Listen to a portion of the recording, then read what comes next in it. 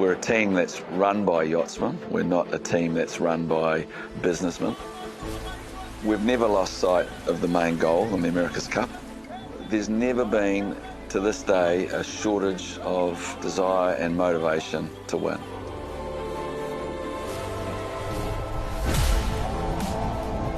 My name's Kevin Shoebridge and I'm Chief Operating Officer at Emirates Team New Zealand. The America's Cup's hard to win because it's such a multifaceted challenge. It's a technical game, it's a sailor's game, and it's a team and people's game.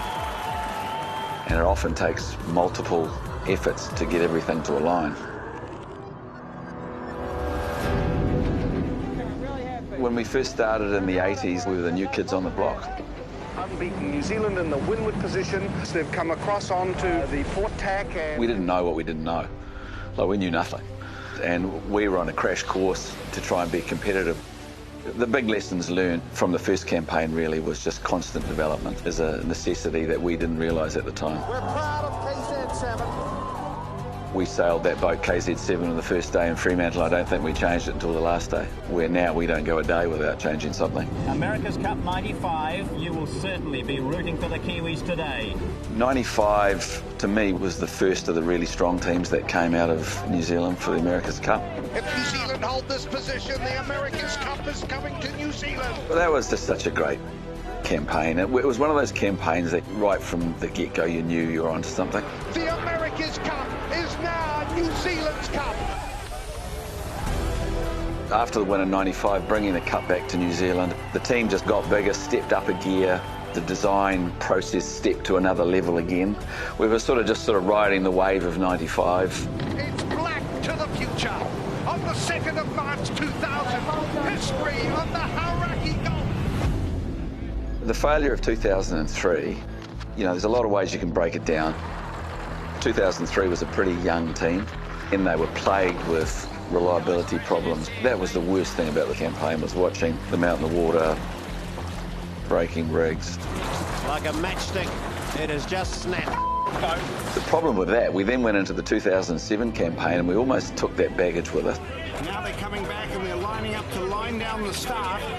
So 2007, one of our key decisions was that everything had to be reliable, and that can be detrimental to your performance.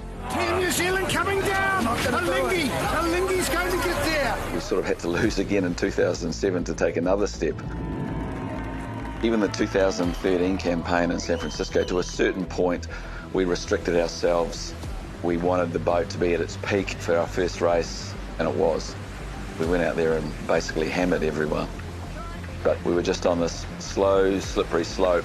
The lead now has gone out to 150 metres, and Ken, a minute and a half ago, it was within 30 metres. Always remember to this day, even when we were way ahead in that match, whether it was 6 or 7 races clear, I thought we're in trouble here. We should have seen it coming before we did. Dean Barker, Ray Davies, and their crew are some of the classiest men you will ever come across. This will definitely hurt for Emirates Team New Zealand. The Stars and Stripes say it all. The comeback of 2013. We should have pushed things harder. We came back here and basically retreated into our shell. We decided that we were going to really, really push the technology, take more risk. We decided not to go to Bermuda and train with all the other teams, and we just stayed back here in our own patch. We developed the design and construction of the simulator and the idea of the bike power.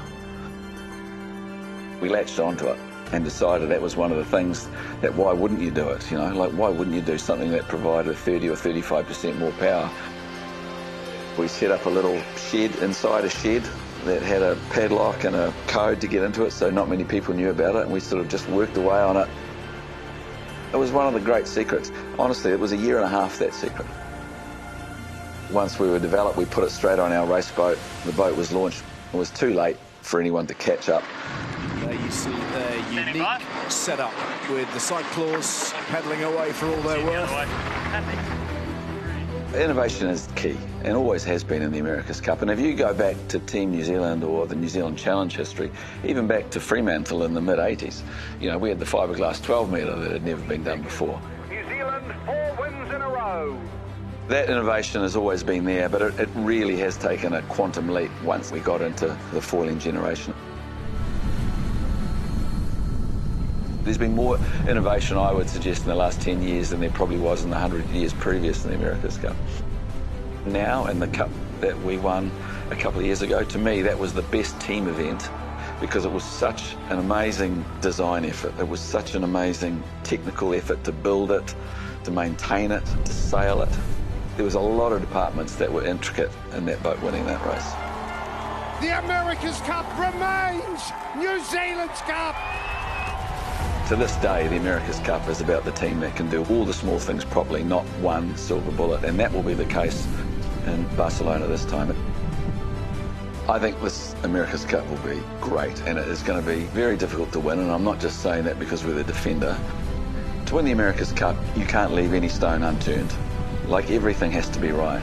You can't just have the best sailors and the second best boat. You've got to have the best sailors, the best boat, the best organisation. You've got to have a bit of luck.